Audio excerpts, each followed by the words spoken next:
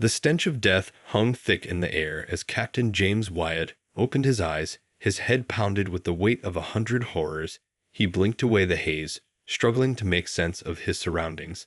This was not the army base. He remembered the pristine compound had been reduced to a shattered ruined cars, lay abandoned in the streets, buildings crumbling into decay. Where the hell was he? Pushing himself up, Wyatt felt a pang of dread course through him. Where were his men? The last thing he recalled was the brutal battle against the enemy forces. But now, as he scanned the eerily silent streets, there was no sign of his unit, no sound of gunfire or shouted orders, just a deafening silence that made the hair on the back of his neck stand on end. Moving cautiously, Wyatt stepped out from the dilapidated structure that had shielded him. Dread turned to horror as he rounded the corner. The streets were no longer empty. Lumbering toward him were the twisted forms of what could only be described as monsters. Their skin hung in tattered strips from decaying frames, lifeless eyes sunken into hollowed sockets, jaws opened in guttural moans as they shambled forward, drawn by the sound of his footsteps. Wyatt's training kicked in, and he reached for his weapon, but his heart sank as he realized it was empty. The gun offered no protection from these nightmarish creatures. Turning, Wyatt ran, desperate to escape this living nightmare. He pushed his body to its limits, lungs burning, as he raced through the desolate streets. The monsters lurched after him, closing the distance. With every step, Wyatt's mind raced. What were these things? Where were the people? Where was his unit? Ducking into a narrow alley, Wyatt pressed his back against the crumbling wall, trying to catch his breath. The stench of rot was overpowering, and he gagged as the shambling forms of the monsters passed by just feet away. Waiting until the horde had moved on, Wyatt began to move again. He had to find weapons, supplies, anything that could help him survive in this ravaged world. Making his way carefully, Wyatt eventually came upon what looked like a military outpost. The gates were shattered, twisted open by some immense force. Stepping over the bodies that lay strewn across the ground, Wyatt moved with caution deeper into the compound. In a supply closet, he found a cache of weapons and ammunition. Relief flooded through him as he checked the rifle and pistol, ensuring they were in working order. He had the tools he needed to defend himself now. Turning to leave, Wyatt froze as a noise reached his ears. A figure stepped out from the shadows, and he whirled around, gun raised. But the person was not a monster, not one of the shambling horrors. Instead, it was a young woman, her eyes filled with a mixture of fear and hope. "Captain Wyatt," she whispered, her voice trembling, "you have to help us." The woman's name was Sarah, and she led Wyatt to a makeshift refuge, an abandoned farmhouse, where a small group of survivors had gathered. They were a haggard, traumatized lot, each with their own harrowing tale to tell. Wyatt listened in stunned silence as they described the rapid spread of the plague that had transformed people into the nightmarish creatures he had encountered. One by one, the group recounted their stories: a father clutching his young daughter, a nurse with a shattered leg, each having barely escaped with their lives. They spoke of the panic that had swept the cities as the dead rose up to feast on the living. The military's attempts to contain the outbreak had crumbled in the face of the relentless onslaught. Soon the monsters had overrun everything, leaving only death and ruin in their wake. Wyatt's heart sank as he realized the full gravity of the situation. Humanity stood on the brink of extinction, and he was one of the few remaining soldiers left to fight for its survival. The group was low on supplies, their makeshift defenses crumbling. With a heavy heart, Wyatt knew they couldn't stay here much longer. The undead would eventually break through, and they needed to find a more secure location. Gathering the survivors, Wyatt formulated a plan to raid a nearby military base. They would need weapons, ammunition, and other supplies to fortify their position and stand a chance against the endless hordes. The group was reluctant, fear and mistrust written on their faces, but Wyatt's unwavering determination eventually convinced them they had to try if they wanted any hope of survival. As they set out, Wyatt steeled himself for the battle ahead, praying they would all make it back alive. The raid on the military base was a harrowing ordeal. Bullets flew as they fought their way through the shambling undead. Wyatt's heart sank as one by one the survivors fell, their screams drawing more of the ravenous monsters to the fray. In the end, only Wyatt and Sarah made it back to the farmhouse, their victory a hollow one. The others were gone, lost to the nightmare that had consumed the world. Wyatt held Sarah as she wept, the weight of their loss crushing them both. As they barricaded the doors and windows, Wyatt knew they couldn't stay here much longer, the undead would eventually break through, and they needed to find a more secure, defensible location. But where could they go in this shattered, lifeless world? Wyatt wondered. Everywhere he looked was ruin and decay, the roads choked with abandoned vehicles, the buildings crumbling into dust. The once vibrant cities he had known had been reduced to empty husks, devoid of any sign of life save for the shambling horrors that prowled the streets.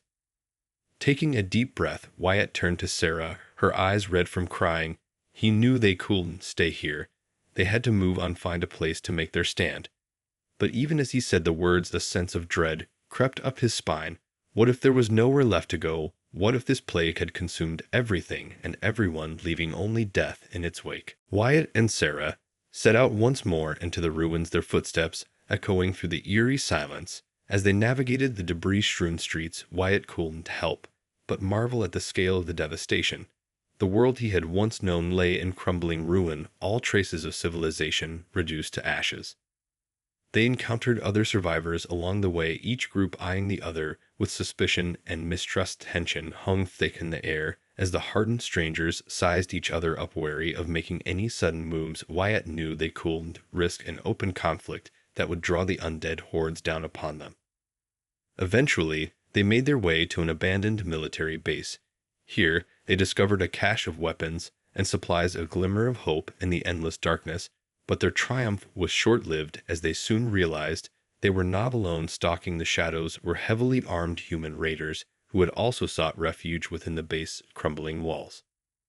A tense standoff ensued as the two groups eyed each other warily. Each side knew they couldn't risk an all-out war that would bring the zombies down upon them. Reluctantly, they agreed to share the base and its resources, an uneasy alliance forged out of necessity rather than trust.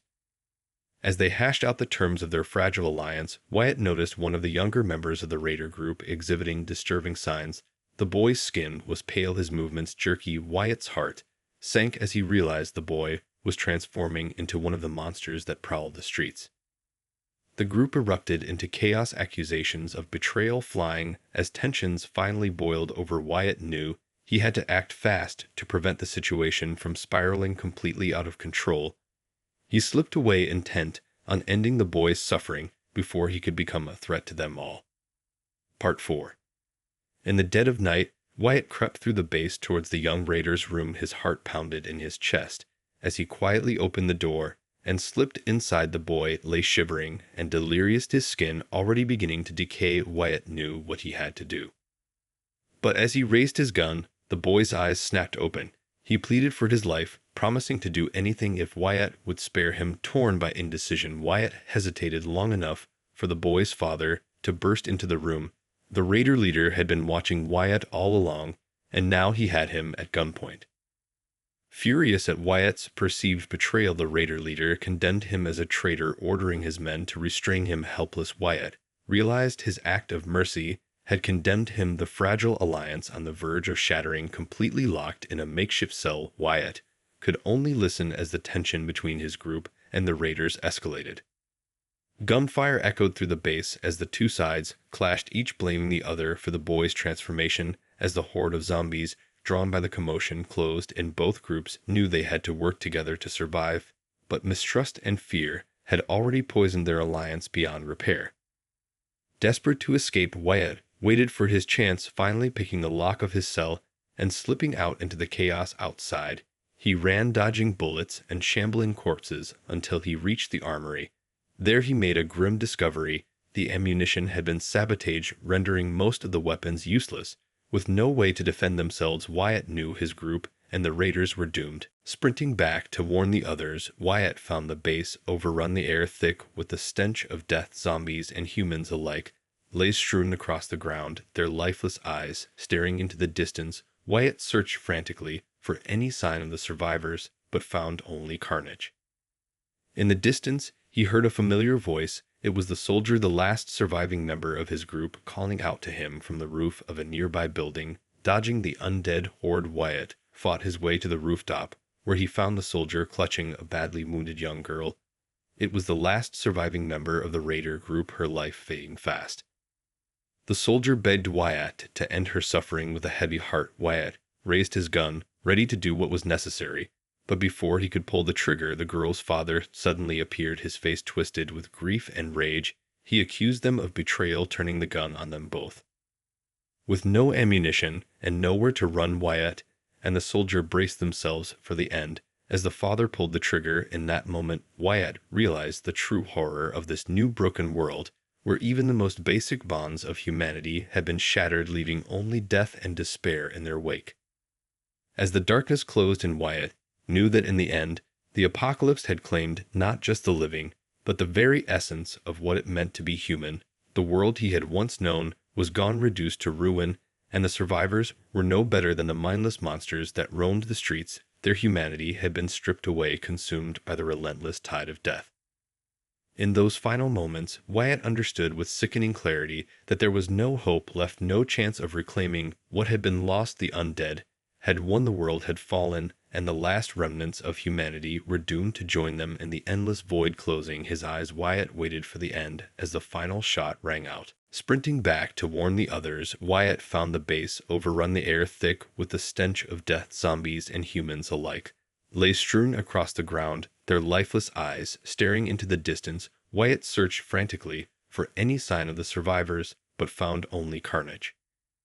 In the distance, he heard a familiar voice. It was the soldier, the last surviving member of his group, calling out to him from the roof of a nearby building. Dodging the undead horde, Wyatt fought his way to the rooftop, where he found the soldier clutching a badly wounded young girl. It was the last surviving member of the raider group, her life fading fast. The soldier begged Wyatt to end her suffering with a heavy heart. Wyatt raised his gun, ready to do what was necessary, but before he could pull the trigger, the girl's father suddenly appeared, his face twisted with grief and rage. He accused them of betrayal, turning the gun on them both.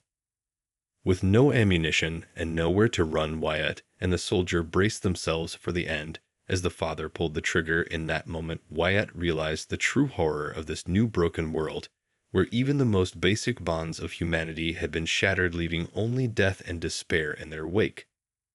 As the darkness closed in, Wyatt knew that in the end, the apocalypse had claimed not just the living, but the very essence of what it meant to be human. The world he had once known was gone, reduced to ruin, and the survivors were no better than the mindless monsters that roamed the streets. Their humanity had been stripped away, consumed by the relentless tide of death. In those final moments, Wyatt understood with sickening clarity that there was no hope left, no chance of reclaiming what had been lost. The undead had won, the world had fallen, and the last remnants of humanity were doomed to join them in the endless void. Closing his eyes, Wyatt waited for the end as the final shot rang out. Wyatt moved through the ruined city, his senses on high alert, eyes scanning for any sign of movement, ears straining for the telltale sounds of the undead. He had to find other survivors. If there were any left, they would need to band together to have any chance of survival in this hellscape. As he navigated the debris-strewn streets, Wyatt felt a growing sense of unease. The world around him seemed unnaturally quiet. No moans, no shambling footsteps, not even the flutter of birds' wings. Everything was eerily still, as if the very air held its breath. Wyatt's grip tightened on his rifle, his finger poised on the trigger. Suddenly, a noise reached his ears, a faint scuffling from a nearby alleyway. Wyatt whirled around, weapon raised, heart pounding slowly. He crept forward, peering into the gloom, and there in the shadows he spotted a figure, a survivor just like him. Wyatt called out, but the person did not respond, only stared at him with vacant eyes.